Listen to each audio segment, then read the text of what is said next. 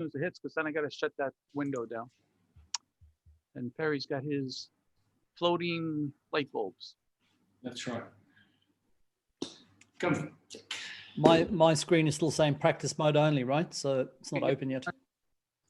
Okay, I'm sure it's opening up the window on the YouTube. Okay, that's working. I am turning on the webinar right now. Okay. And then I'm gonna. Good afternoon, everyone. Oh, we already have 10 people signing in. They're very fast. They're sitting out there, sitting outside of the door, waiting for us to open the doors. Thank you for waiting, and we're going to start our pre-show as we speak. Yeah, excellent. And how's everyone's week's been? How are you doing down in Australia, Alan? Yeah, very well, thanks, Perry. We just had a long weekend, so it was a nice, comfortable weekend to have an extra day. And unfortunately, the weather still hasn't improved much, but in general, life is good down here. And we're looking forward to spring and the summer. Excellent, excellent. And Dr. Andy? Very good. And I just shared the screen. Everybody should see our screen. I left the picture of Mount Everest on from last week's presentation because it was one of our most interesting presentations. And so I left that. We'll leave that picture up there for a while because we'll leave it as a goal for Alan and I someday to get to the base camp at Mount Everest someday. That's it. Absolutely. Can't wait for the trip, Andy. Someday we're going to go. And as always, we like everyone to say hello in the chat room. So for those people that are already here, and we already have 40 or something people in the group, please drop a note in the chat room to say hello to everyone. Tell us what school you're from, where you are today. And as you can tell, if you look on this screen, we have a couple new names on here. So we'll go through the official thank yous later, but let's see if you can pick up the new names that are out there. Because I know just on Sunday, in conjunction with World Tourism Day, I spoke with at the Joji Iligan International School in Davao, and that was a wonderful session and in celebration of World Tourism Day. So that's why I have my background with World Tourism Day today. Fantastic. How's things over in Malaysia, Perry? Well, look, it's been an interesting, and we're at an interesting point here. Unfortunately, we've had quite a few individual cases of COVID came out. I was in one of our major shopping malls next to the university the other day. Unfortunately, one case had occurred there, about 5 or 6 malls in Malaysia. And the fear factor sort of came in. It was absolutely empty. And I think this is the challenging time we're seeing around the world, is that people want to get back to normal, but they're fearful of doing stuff. And even one case in a particular shop in the Sunway Pyramid was enough, I think, to dampen down and get everyone a bit concerned. So I think in different markets, you're seeing that one case is fearful here. You've got 4,000 in France yesterday. And so the world seems to be pivoting upon where we are in the world, and I think different markets are reacting differently. And this is going to make restarting international tourism quite tricky, because different markets are going to have a different mindset, I think, about where they see things in the world. Absolutely. Well, I think today's presentations is going to be a mixed bag around that, the reopening and how different markets will react to that. So fantastic. Last week rating, Andy, it looks like you got a great slide there. Yeah, last week, actually, the ratings last week were very good. And as you could tell, the Mount Everest was a very popular topic. We had very good ratings, and especially for our speaker. And it's always great when we have a speaker that lives in the place that they're talking about. So last week, it was Samir Thapa from Nepal, who's very familiar with Mount Everest. And next week, we have our special guest from India next week. So we'll be giving more information at the end of the program. But next week, we have someone from India who's going to be talking about tourism in India. It's going to be a great show. Yeah, we look forward to that as well. And it was really good to see that such high ratings for last week's show. Well done to Samir. And Alan, why don't you start off with a couple of our quotes from last week? There we go. And as usual, everybody, thank you for listening in. Thank you for joining us on 30-Minute Talks, and thank you for your comments. Even we're at home and facing this pandemic, we learned a lot about the guidelines and the importance of tourism in other countries. From an anonymous, a closer look at tourism from different parts of the world. This is just but one of the many topics that one gets to experience in 30-Minute Talks. Thank you for always coming up with such wonderful topics each week. Thank you very much, Joey Toledo from LPU in Cavite. And mountains are one of God's greatest creations. The 30-minute talks is one of the best seminars in town. Thank you very much for your comment. And to be able to see the beauty of every country is fantastic. From Kayla Joyce in University of Santo Tomas. And finally, getting close to mountains feels distressing. Jennifer P. Goldman of Business and Engineering School of Technology, best. Well, let's hope the mountains don't distress you. You don't have to climb them, but we're very, very keen to see ourselves what the mountain tourism looked like and how it might be recovering. So thank you very much, everybody, for your comments. Yeah, there were, I think we had the most comments, most quotes last week about Mount Everest. Everyone has something interesting to say about the mountain. So it was a very good topic for us. And as always, we like to talk about our certificate. The certificate will be presented at the end of the session. Everyone has to stay for the whole session. And the most important thing for everyone to know is you must be from one of our academic partners. That's number one. But we also invite you to provide 3 key learnings. And for even those schools that are not our academic partners, for the students, go ahead, fill out the survey, put your 3 key learnings in there. You never know, I might just stick your name on the certificate list. You might get lucky. But the purpose of our program is for students to learn. And we hope that students will be able to take advantage of the program and also to put their key learnings in the survey. If you don't, I do not give you a certificate. I make sure that we cross your name off the list. And then I send you a follow-up email to say you did not fill out the survey properly. So don't put your name on that list. You don't want to be on my list where you don't fill out the survey properly. And of course, today we have our pre-show poll. We always like to do our poll before the beginning of the program. So let me start that poll right now. Alan, why don't you read that poll for us? Absolutely, Dr. Andy, and the poll's coming up, everybody. So spend a few minutes and fill that in. But here's today's questions or comments. How many times have you gone out to dinner with your family in the last month? There's the question. So first point is no way we're not going out during the pandemic. 1 time we went out with our masks, face shields and hand sanitizer. 4 times we followed the rules carefully. And 8 times nothing is going to stop us from eating out. So there's today's comments. Give us your feedback. We'd like to know how regularly our visitors to 30-minute talks go out and how much this pandemic has affected you in terms of supporting the hospitality and tourism industry in the country, wherever you may be.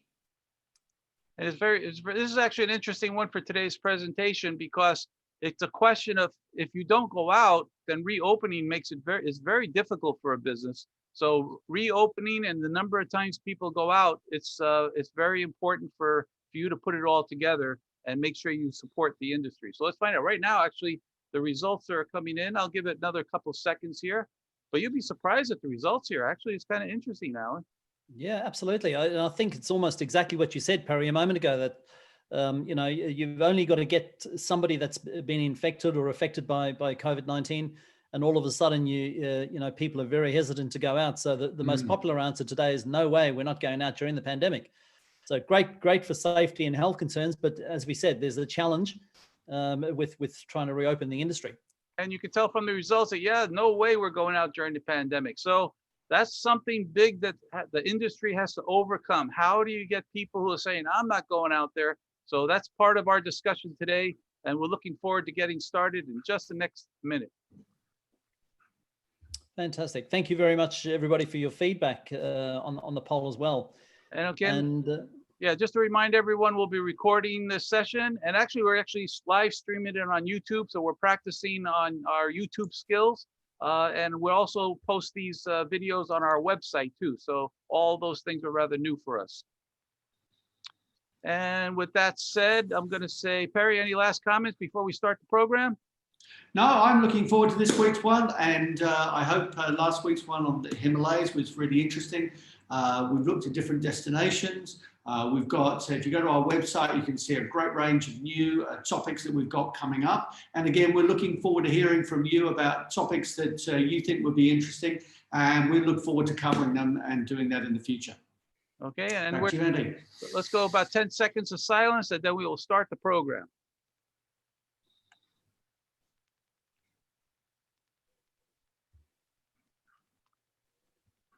And welcome to 30-Minute Talks. I'm Dr. Andy Nazarchuk, and today we are here celebrating World Tourism Day, which happened on September 28th, just a couple of days ago. And we're looking forward to an exciting program. And let us get our greetings from Perry. Why don't you say hello to our audience? Well, good afternoon, good evening, good morning, wherever you might be in the world. Looking forward to another interesting week of our 30-minute talks. It's great to welcome you. And this week we've got an interesting topic lined up. Andy. Alan.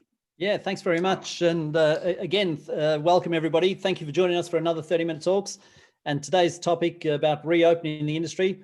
Already we've had a few comments in the poll today about your thoughts and how the industry might handle that. But I think the presentation today might hopefully introduce a few new concepts to all of you. So we look forward to an interesting show.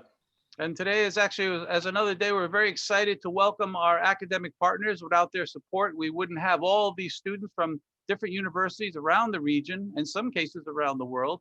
And we're looking forward to thanking our group. And we have the Macau Tourism Hospitality Association, University of Santo Tomas, Sunway University. We have even Prof. Hobson is from Sunway University. The University of Hawaii at Manoa School of Travel Industry Management, CoRep, Silver Mountain, University of Bahamas. So many people are joining the program, but we always appreciate the support we get from LPU, one of our strongest supporters of the program, and many of our students that are attending the program are from LPU. So don't forget to say hello say hello in the chat room and let us know that you're from LPU. But again, we're actually fortunate to have some new members. So Alan, why don't you say hello to our first one? Thanks, Dr. Andy. And as Andy's mentioned, we're always thank all academic partners, and we welcome along the new academic partners for this week, part of the Pacific Asia Travel Association. Thank you very much for joining us, the Philippines chapter. We look forward to your support, and we look forward to supporting you in whatever way we can. And Perry, why don't you do our next one? You know this one very well.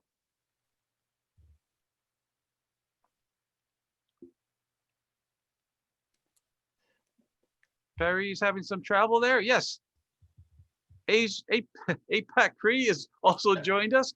We did a webinar for APAC CRE just about and so we like to welcome that they finally got approval from their board to join as an academic partner. So we'd like to welcome all the representatives from APAC CRE. And again, everyone from APAC CRE, everyone from PATA, all of those attendees are now eligible for a certificate. And we have one more special new academic partner that's joining us, and that's from the Joji Iligan International Schools in Davao.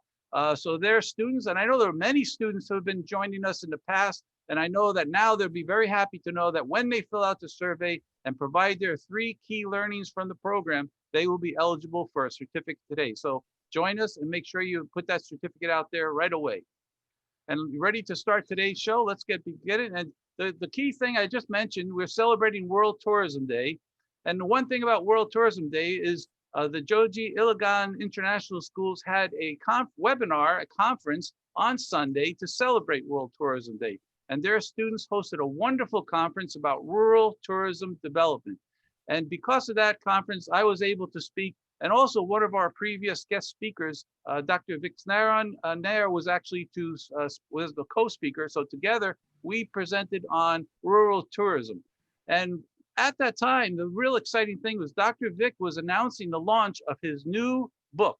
So with that said, we're going to do 90 seconds today talking about rural tourism and his new book. And I hope you'll enjoy watching this 90-second video. And we're going to shut off our videos during this time.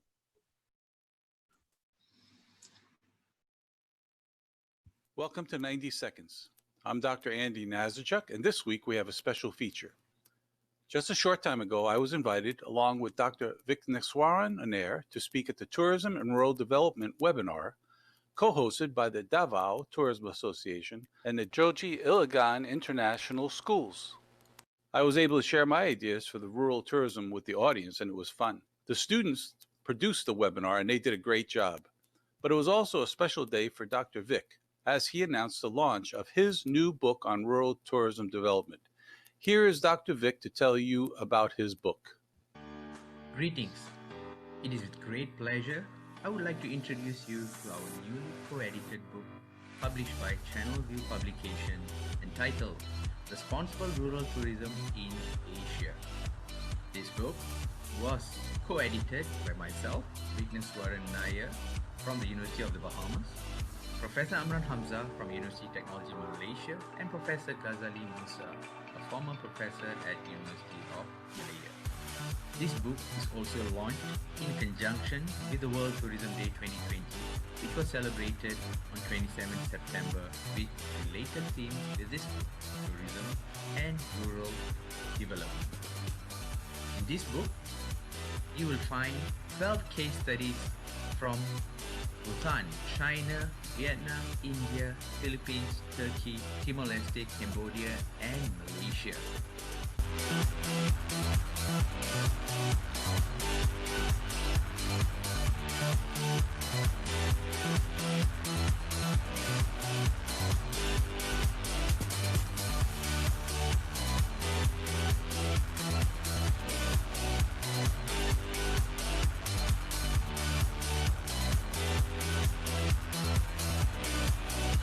So check out this book as we have a 75% discount for the hardcover until the 30th of September. Details are on the screen. So hurry up to get your copy now. Our thanks to Dr. Vic for sharing this announcement during the World Tourism Day 2020. I'm Dr. Andy Nazarchuk, and thanks for joining us for 90 seconds.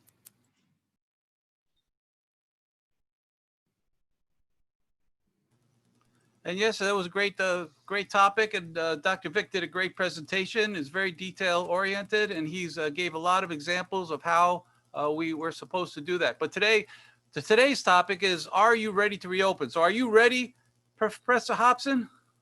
I certainly am, Dr. Andy. As ready as ever. I'm not sure if the general guests of people are, but let's go. Let's say, well, is everybody ready? Please put a note in the chat room. Let's see if you're ready. But let's get started. Today, we're gonna do it in 3 different parts.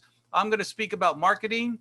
Mr. Alan Williams will be speaking about operational concepts, and then ending up the discussion will be strategy by Professor Perry Hobson. And after that, we'll get together and we'll chat about what each person said and have a little discussion. And that's when we would like to see the questions from our audience. So let's get into our topics today. I will start, and I'm going to need a second to turn on my screen, and I'll ask my 2 fellow colleagues to turn off their screens for a second. Thank you.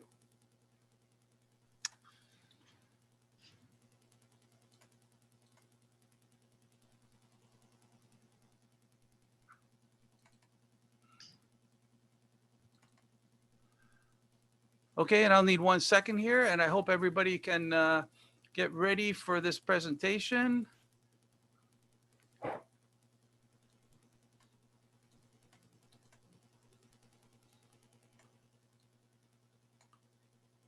Okay, can everybody see me okay? I hope you can. Trying something new today. Okay, but again, the key question that you have to ask yourself today is, we can't wait until COVID-19 ends. We have to start thinking about how we are going to reopen our businesses. If you wait until COVID-19 ends, you could be waiting, depending on who you're listening to, next year, 2021, or you could be even waiting until 2022. How many businesses do you know that can stay closed or operating at a low capacity for that period of time? So today I'm gonna be talking about marketing, and so the key for my presentation is about marketing. So let's get started. When I was going to school, and the way I've operated all my years in business was understanding that marketing means to identify your customers. First, you have to know who you're trying to attract to your business. The second part is to attract them. How are you going to attract them? Is it going to be through ads, through commercials, through social media? All those different methods are great. Once you attract that person, that customer to your business, this is the key one that a lot of people forget. How do you retain that customer? So you want to retain that customer with loyalty programs. You want to retain that customer by providing many different quality services. You want to give them an experience that they won't forget, so they will want to come back. And that's a key thing when you're doing the marketing plan. Now, after you've done it, you've got a restaurant, you've got a hotel, you've got a business, and you've been operating, you've got your customers coming in. Then you have to sit back and analyze, who are our customers? Are they the same ones that we are trying to identify and attract? If they're not, then you're doing something wrong. But if they are, then that's great. You have attracted the customers that you want for your business. And the last one, as you can see, is evaluate. This is actually the most difficult one. At the end of a period, you have to sit there and go, well, we attracted the people that we were trying to come to our business. But the real question is, are we making money? Is it working? Or should we change the concept of our business and attract a different kind of customer? And the other one is, maybe you were trying to identify and attract a certain customer, but in reality, a different customer came, and maybe that is a better customer with a higher profit margin than the one you were trying to get. So that's sort of a marketing description for how you identify, attract, retain, analyze, evaluate. That's the cycle of marketing that I've always used and has been very successful. You have to sit back once in a while and look at your operations. Now, with that said, the question is, what are you selling? And so let me ask you this question. Look at this picture. And so the question is, let me see, let's see, let me try this. Okay, what are you selling? Look at this picture. And what is he selling? Is he selling art or is he selling memories? And you've seen these artists when you go on a trip and they're sitting in the street painting a picture of a bull and a picture of a dancer. This is not great art, but you buy it anyway. So the reason you buy it is not because it's art. You're buying it because that piece of art provides a memory and creates a memory of your trip to that particular destination. So this is the question you have to ask for yourself, no matter what business you're in right now, is what exactly are you selling? Are you selling art or are you selling memories? So the second question, let's move on to the next one. What are you selling? Food or comfort? And you've heard that word comfort food, right? When you go out, when you eat that meal, you want to feel like you had a satisfying meal. You want to have a memorable experience. You want to have something that you say, wow, that made me feel good. And there's a lot of people, when they're in stressful situations, have a tendency to eat even more. So that's one of the things that, again, a question. If you're trying to sell food, anybody can do that. If you're trying to sell food that can make your customer comfortable, that could be a different menu mix. That could be a different way of service. That could be a different style, a different way of providing music in your environment, a different colors of your environment. All those things are providing a comfortable experience for your guests. Now let's look at the next one. Actually, see, how about this one? A hotel room. So what are you selling? Ask yourself, are you selling a room or are you selling safety? When I travel, I look forward to staying in a hotel, not because it's got a beautiful room or anything. I want it because it's safe. I've been traveling to a new town, a new city, a new destination, never been there before. I want someplace that's safe. That was the original concept of hotels in the early days in medieval times. You would go from one town to another town. It was dangerous out in the forest. Then once you got to the tavern, the innkeeper, the tavern would let you stay there as a guest in a safe environment. And that hasn't changed to this day. So let's go to the next one, which is, what are you selling? What about this one? Are you selling a service or maybe wellness? See, if you look at it as a service, you're selling a pool with towels. But if you look at wellness, you're providing someone a place where they can de-stress, where they can relax, where they can escape the stressful pandemic where they are right now, where they're trapped, and give them some place where they can go, where they can feel better, improve their health. And that is a key when you're trying to convince people to come out after the pandemic. So I'm going to give you a new term. You've seen it. I'm saying it for the first time, comfort marketing. I want you to reconsider your business. I want you to reconsider what you sell. Is what you're selling making your customer comfortable? Because right now the whole world is scared. Even you could tell from our pre-show poll that a lot of people are not going out. Why? Because they're scared. They don't know if it's safe. And if you don't know if it's safe, you're never going to go out. So we as an industry have to create a safe, comfortable environment for our customers. Now, how are we going to do that?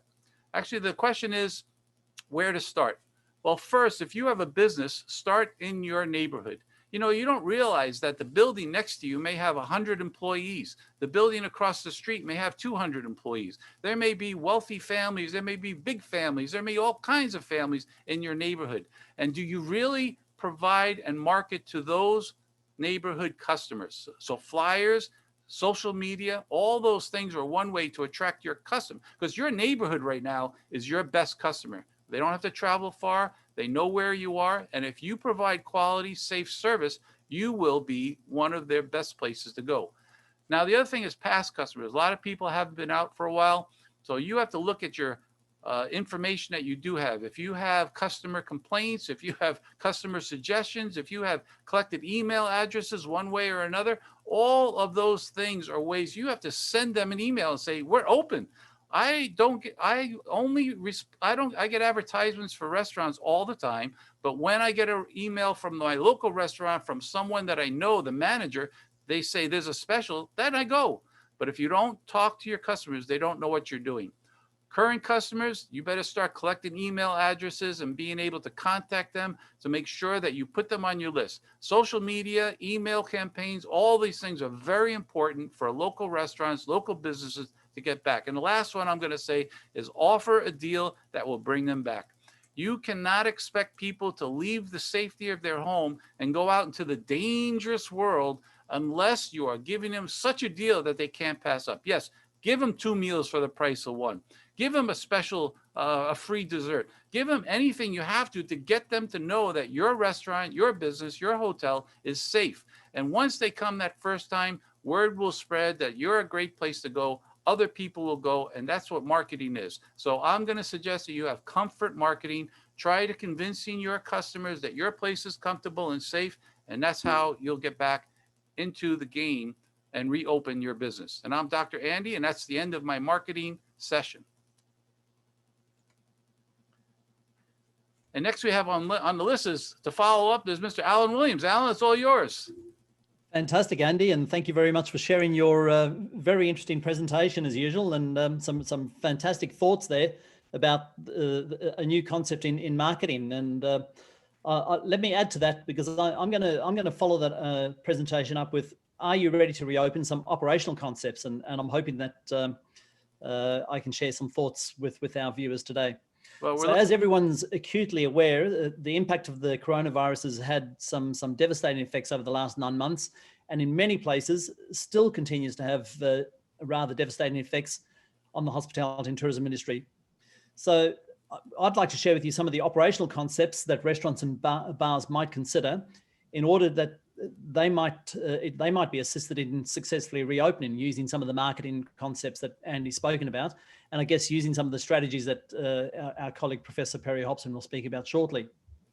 So whilst the pandemic in most countries started by practically putting a stop to all restaurant and bar service, particularly dine-in services, unfortunately, as governments and industry started to reopen, the industry still continues to struggle with continued trading and a whole range of limitations, including a second or potentially a third wave of infections.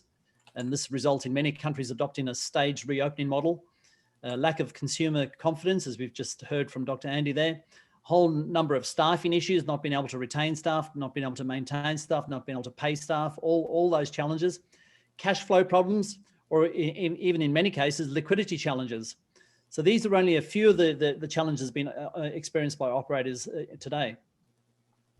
So given some of these challenges, whilst there still remains these restrictions in place, I'm going to share with you several operational concepts that you might want to consider post-COVID-19 pandemic. And we've already heard everybody's got a slightly different view about when it's right time to open, how we might reopen, and what's the best and safest way to go about that.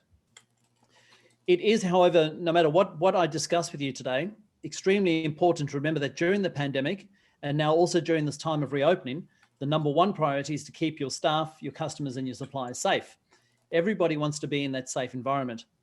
There are various stages to reopening, and distancing guidelines that vary significantly from country to country. So safe in one place is not safe in another place. But I guess it's important that the industry comes to terms with that and adapts their business to deal with what is safe. Especially be aware of the recommended industry guidelines for hospitality and tourism industry in your location, and display these for your guest safety. So firstly, let me share with you what reopening has meant so far for the restaurant and bar industry in Western Australia, where I live. And at the moment, this is the change in model where as we move into stage, we've been in stage 4 for some time now. All food businesses and licensed premises can open. And so there are no restrictions anymore on seated service where I live.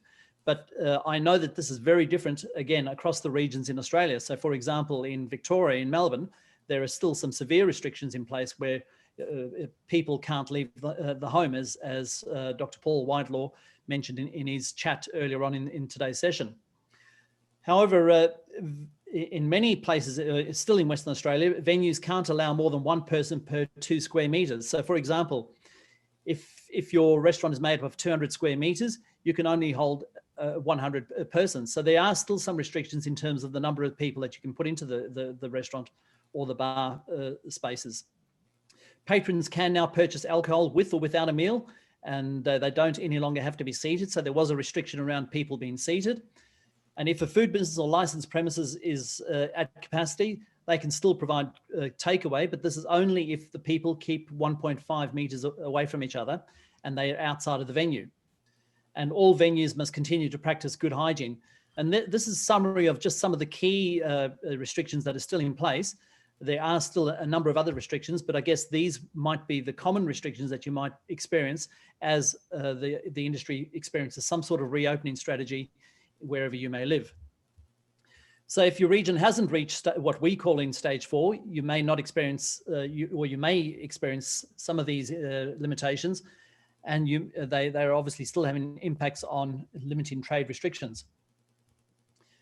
And the final restriction that I want to put in place is WA cafes and restaurants and pubs should update their COVID safety plans and implement them. So the first operational concept is now's the time for you to revisit your COVID-19 safety plan.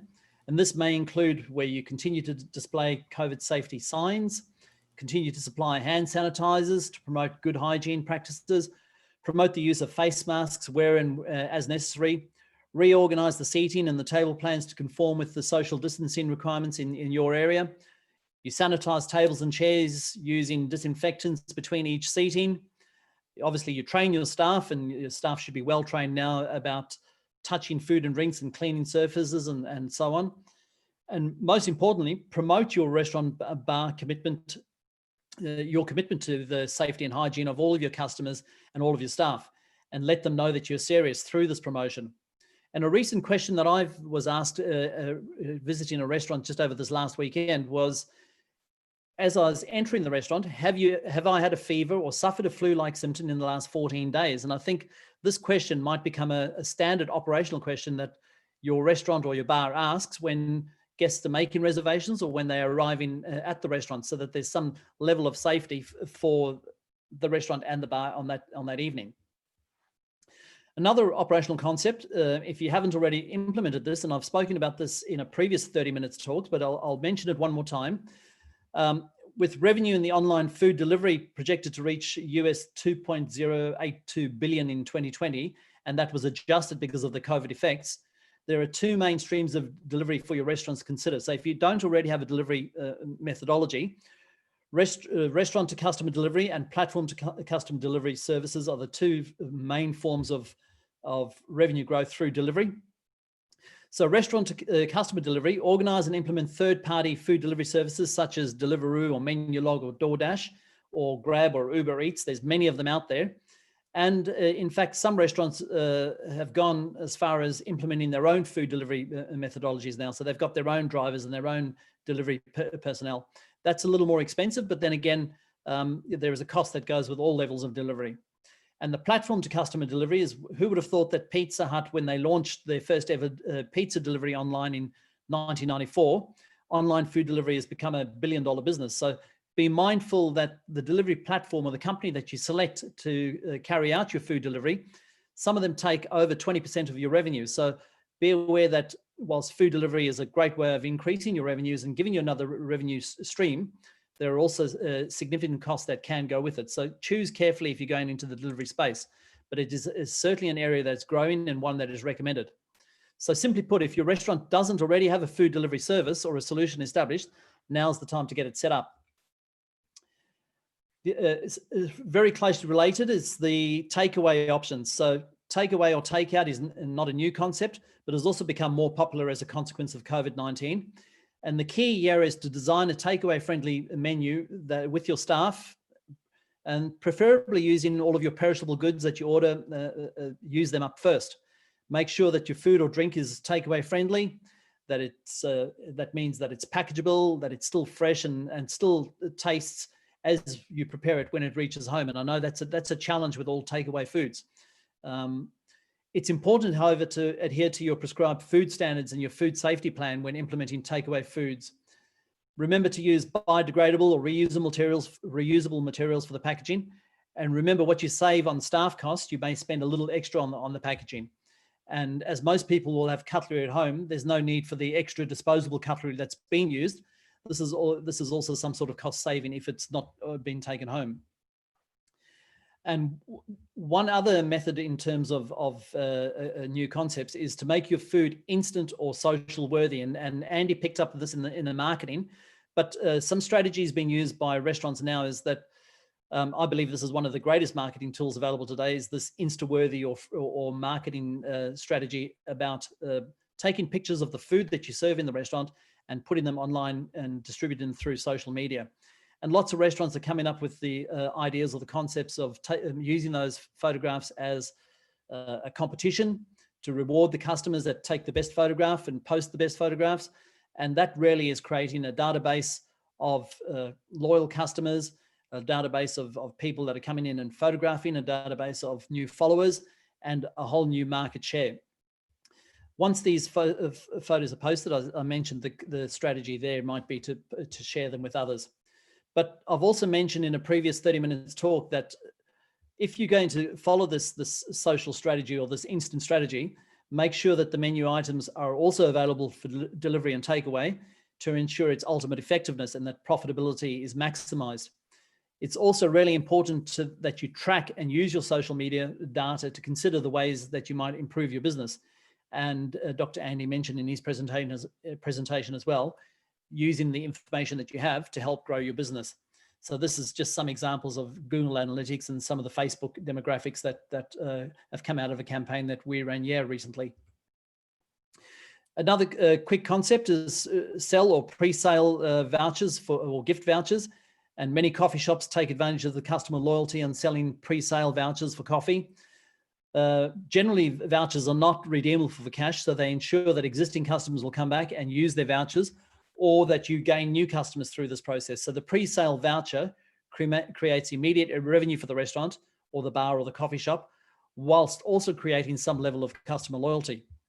Remember, however, and this is a trick for you, is that many restaurants still today don't make the vouchers available for sale on their website or through their social media avenues. So if you do have vouchers available, sell them online as well and let customers get good access to them and use them. And then I think one of the last concepts that I'm going to share with you is, most importantly, understand your data. And I think many restaurants and bars fail in this space. So if you really look at the word crisis in Chinese, it's actually made up of two characters, danger and opportunity. And we're all very aware of the dangers of late, but the opportunity is, what can we do today that we should have done before, or we could have done better before? And one of the biggest things is understanding and controlling the costs in order to be successful and become more profitable. So an example here might be, while business is on the uptake and you've got less inventory, and there's an opportunity here to learn how to better manage your food costs, revamp your menu and widen your margins. Remember, food costs is only one consideration. You need to also consider your labor costs and all of your other fixed costs. But all of this data should be collected and analyzed on a daily basis. And when you speak to many restaurateurs, getting them to tell you what their food cost is sometimes a challenge. They don't actually know. Getting them to tell you what their staffing cost is also sometimes a challenge. They don't actually know. And when you talk to them about other fixed costs, it's almost a maze. So the good thing about being in a crisis is that it really gives the industry an opportunity to get rid of all those things that are nice to have and strip back the business back to basics and get back to those things that we must have. And this will give you a bit of an opportunity to strategically look at the business to ensure that it runs a little bit leaner and meaner and ultimately a little more profitable. Smart operators are going to look at their key performance indicators on a daily basis, and they're going to have to look at their P&Ls a little more often than that. And as I said, it amazes me the number of restaurateurs and bar operators that really don't understand their costs and their profit margins. And finally, I hope that I've outlined some of the operational concepts being used in the restaurant bar industry, and that may also help assist you in reopening post-COVID. And I know, again, most countries are in different stages, but more importantly, I hope that these ideas offer some sort of streamlining or improving of revenues and profitability for the longer term in your business. So thank you for your time, and let's share the screen so that Professor Perry Hobson can join us. Thank you, Alan. There's Perry. Perry, you ready to go for strategies? And Absolutely. some questions for Alan. After this is done, I have some questions for Alan, because we talked about some of the same topics in a different way. So I think that's great. Perry, all yours. Thank you very much. And you've probably got a bit of an idea what I'm going to focus on this afternoon.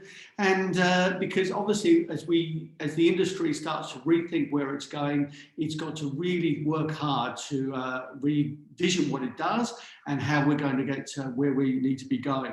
And as students, obviously, you're going into a very different industry. So where we were and where we are now and where we're going to be is going to be something for everyone to consider. And so, you know, as the industry reopens, what type of things are they going to be looking for? And I think innovation is going to be very much part of what that future is going to be, because businesses are going to now have to really rethink very quickly who they are, who their customers are, and just how things are going to be changing as we go forward from here.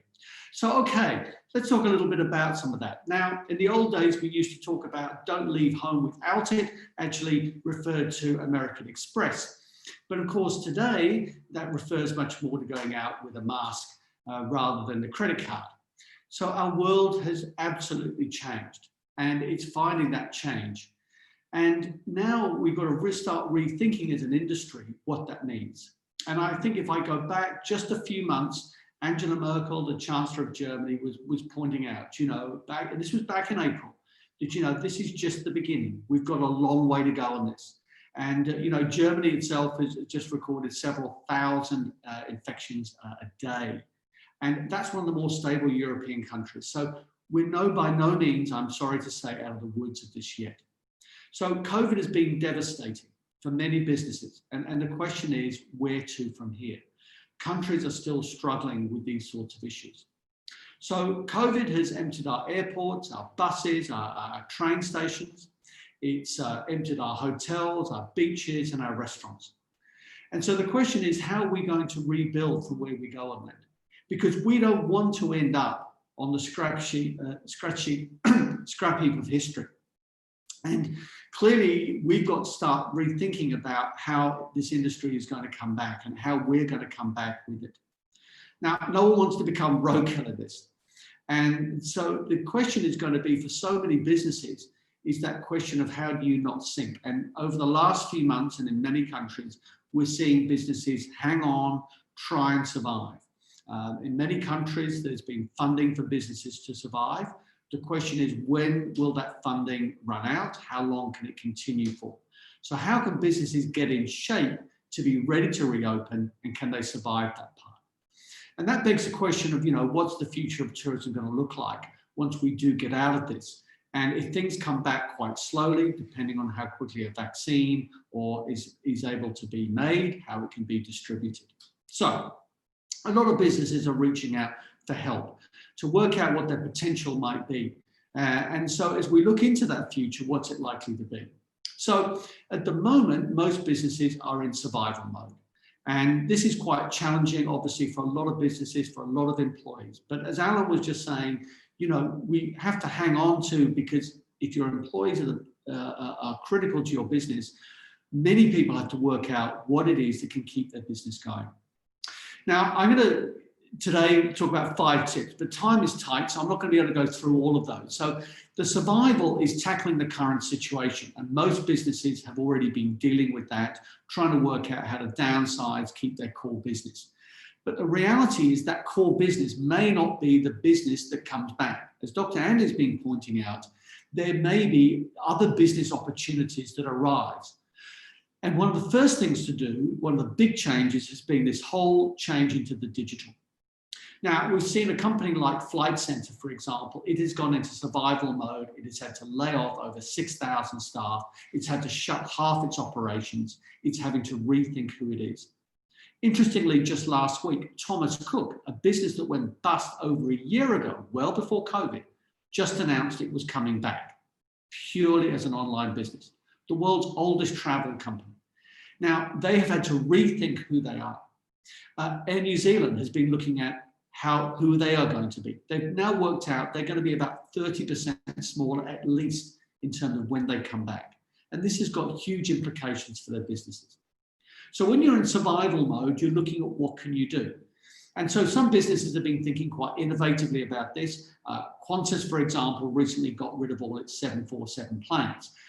So what it decided to do was to sell all its drink cards. And they were stocked with booze. You can see here, nearly $1,000 Australian for a half one, or 1,500 for a full one.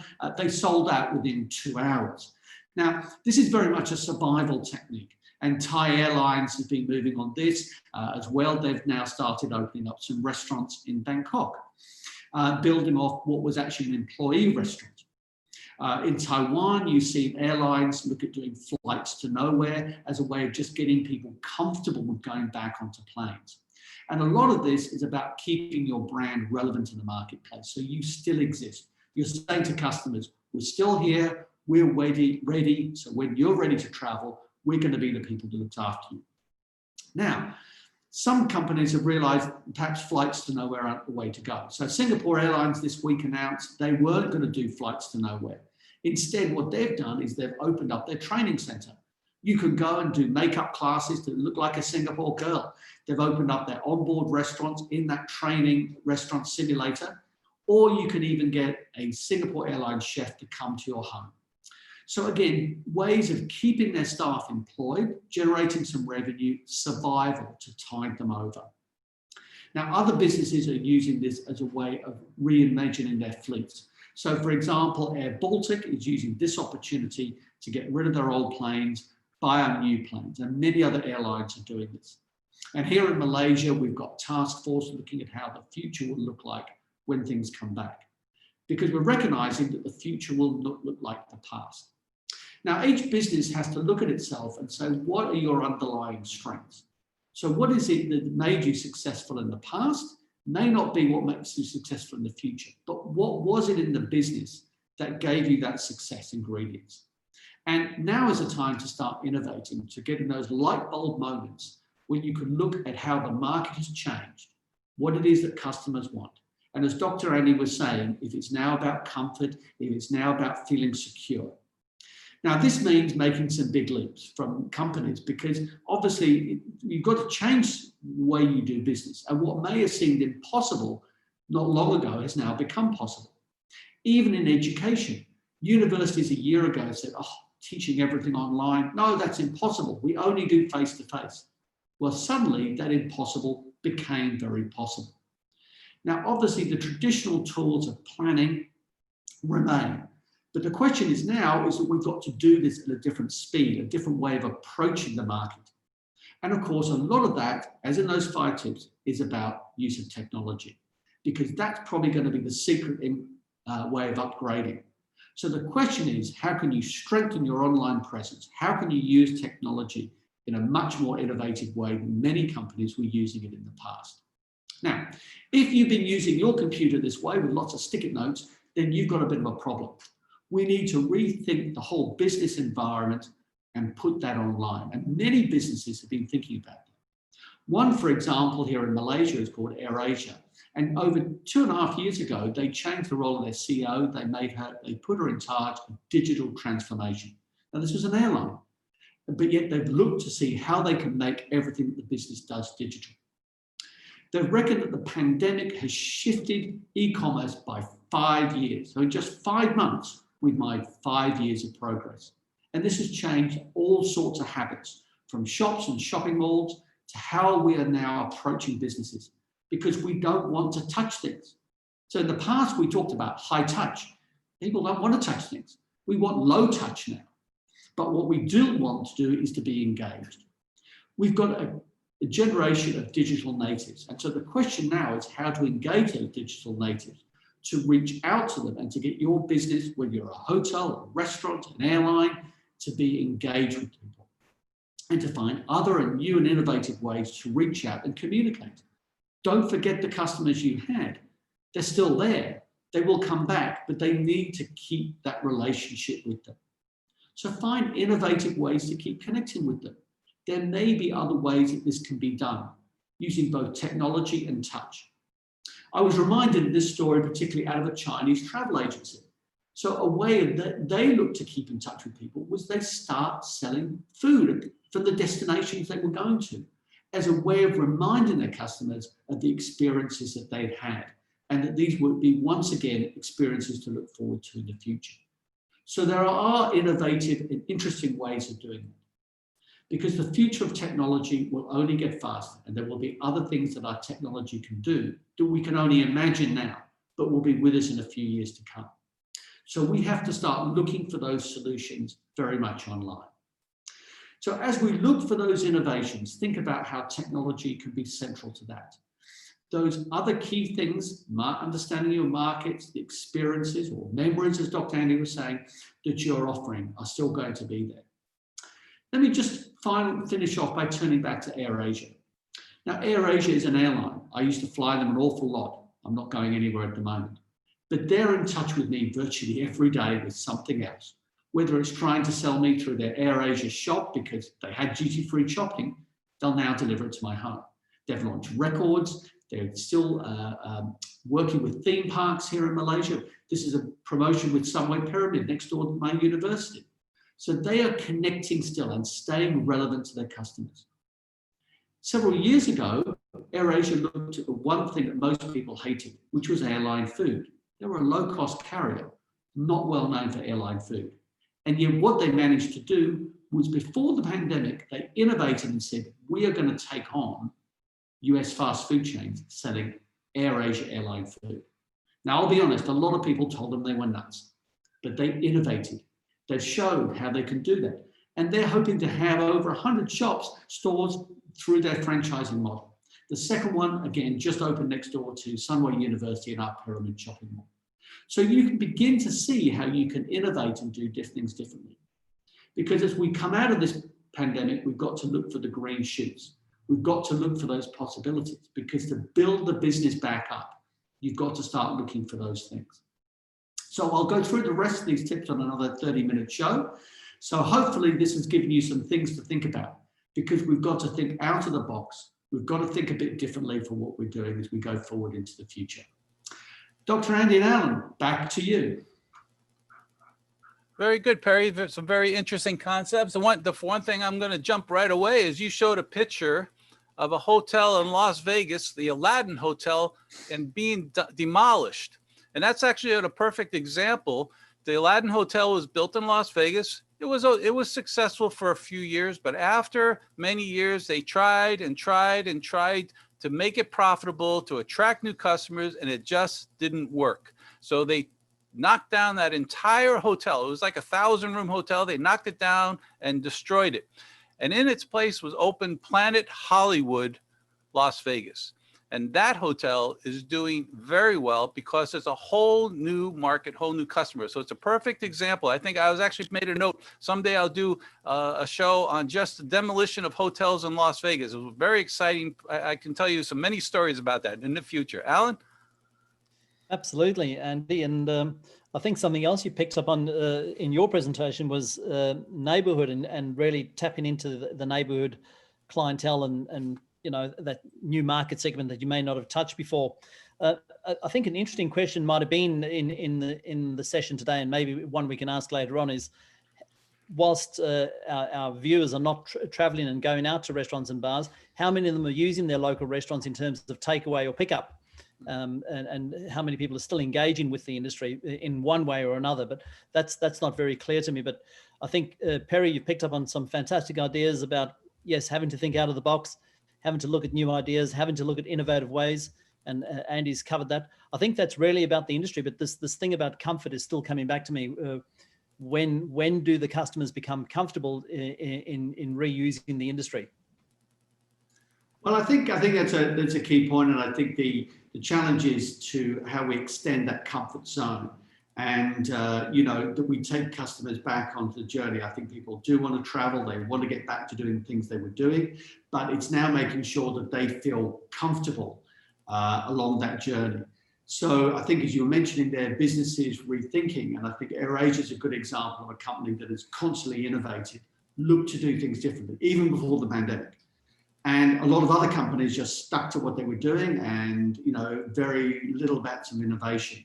And so it's now looking at, you mentioned, Alan, very little simple things you're doing about how you can innovate products, take away, what type of utensils, everything else you're doing with that. We've got to think through that and across that digital journey as well, so that people feel contacted and in contact the whole time. And Alan, in your presentation, you talked about taking photos of food, which I think is great, but you also have to be very careful with that, because when I go into a restaurant and they show me a beautiful picture of a dish, an entree that they're going to serve to me, and then it comes to me and it doesn't match, I'm very disappointed. So sometimes you have to be, if you have a feature, the one thing I always tell restaurants, if you have a feature item that you want to take a picture of, great, go ahead and do it. But then you have to make sure that each and every time it goes out, it has to match that picture. And I've had many experiences where it doesn't. And I question, how come it doesn't match the picture? This is what's on your menu. Oh, we have a different chef now. They have a dozen different excuses. So that's an interesting but careful. We have to be careful with that when you promote something. But for specials, I think that's a great idea. Yeah, listen, Andy, I absolutely agree. But I think that puts the pressure back on the industry to deliver on their own promise. And I think that's all too often the problem, that the experience that we're being sold, not only in restaurants and bars, but in destinations and whatever, what you see and what you get is two different things. And that's probably one of the biggest challenges our industry has faced in the past and may still face in the future. But yeah, I'm with you. Yeah. Alan, you said a story about Pizza Hut too, delivery. I grew up in New York, and Pizza Hut started around there. And when we were in college, they guaranteed delivery of the pizza in 20 minutes, or it was free. So beautiful. we want olives and anchovies, and we want this, we want peppers, we want half cheese. We would make the most crazy combination pizza we could in order for it to be late. They would always deliver it on time. The pizza tasted like cardboard, but they always delivered on time. But today, I think Pizza Hut has actually become a quality pizza in its delivery, in the quality, and it's come a long way from the early days. Perry? Yeah, well, I remember those early days of Pizza Hut and Domino's getting on the market, etc. And I think what we're seeing here is that that was a game changer. Pizza before was something you went out to have, and Pizza Hut for a long time wasn't really just focused on that home delivery market. Domino's really got in on that market and changed it.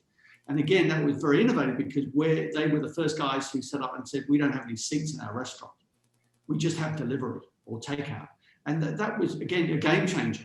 So it was innovative. And I think, lots of things that we take for granted now, the way we've done things in the past, we have to rethink them and to relook at how customers now want things in this post-COVID environment. And we've got to rethink exactly everything we do. Alan, Perry, I'm going to say we had an interesting presentation today. We had some questions and a good discussion, but I think our time is running out. So it's time for us to get back to the program, and we have to thank our partners. And of course, before we move on, we have to say hello to Bob Zobarado from Pata. He's out in the audience today, and so is a past president from APAC Creek, Carol Pito. She's out there, and Joji from Joji Iligan International Schools from Davao is actually in the audience. So our new academic partners are showing their support just by being here, and we always appreciate that. And the current chair of the ICE, Dr. Paul Whitelaw, is out there somewhere. I saw his comment a moment ago. And of course, we have to promote next week's program. And next week, we're very excited to be discussed. The topic is going to be India. And India, it's incredible India. And as we mentioned before, one of the things that we like is the fact that our speakers come and live in the countries that they're talking about. And Professor Parashad is a longtime friend from APAC Cree, and we've known him for many years. And he's going to be coming in, visiting us from India and telling us about an update in India. As you know, tourism in India is one of the greatest places in the world. For many years, they had the longest travel time for tourists to stay. Tourists would actually average 2 weeks in India. But today with the current pandemic, things have changed. So I'm looking forward to hearing what he's going to tell us next week. Perry? Likewise, and India's got lots of challenges, an amazing country. Incredible India has been a very well thought through campaign for a long time, but a country that's got a lot of huge domestic market, lots of challenges going forward. Going to be very interesting to hear a lot about that from Parikshit next week. And as Andy and Perry have mentioned, Parikshit's been known to us for some time, so it'll be good to hear him speak. He always has a very interesting, colourful presentation. And Alan, why don't you talk about our certificates one more time? Yes, as Dr. Andy's said before, and we say every week, everybody, the certificates are available. I saw somebody mention in the session today that they didn't receive their certificate from last week. So if that does happen, just send us your email address and we can check to make sure that you've completed the survey and you've done that accurately. But you'll get a copy of the code for today, the QR code very shortly that you can scan. Please complete the survey in order to receive the certificate. It was mentioned earlier today as well that you must complete at least 3 learnings from today's program. And we look for more than 1 word in what you've learned in each of the spaces. And on completion of that, we will obviously, you'll then qualify for a certificate and we'll send that out for you by the end of the week. And I'm putting out the link for the certificate right now in the chat room, so you can take a look at that, and that'll help you make it a little bit easier for you to find it. And our last slide here is actually our thank you. So Perry. Well, thanks again very much for joining us for another 30-minute talks. We look forward to seeing you again next week. I'm going to leave you that keyword, innovation. Thanks, everybody. Good to see you all again. Thank you for taking your time and joining us at 30-minute talks. And we look forward to a fantastic presentation about incredible India next week. Thank you. And I'm Dr. Andy Nazarchuk, thanking you for joining us for 30-minute talks. Here's the QR code for you to complete the survey. The link is in the chat room. And don't forget, you can always visit our website at www.30minutetalks.com to register for the next program, which is something we've never had before. So if you don't get the flyer, if you missed the flyer, or you want to know what the next program is, you can register online at 30 Minutes Talks. And we update that every day, every Thursday, actually every Friday we update it. So that's when you can see the next registration area. So thank you very much for joining us. Copy this QR code down, and here's the link for the survey one more time, and we'll see you all next week.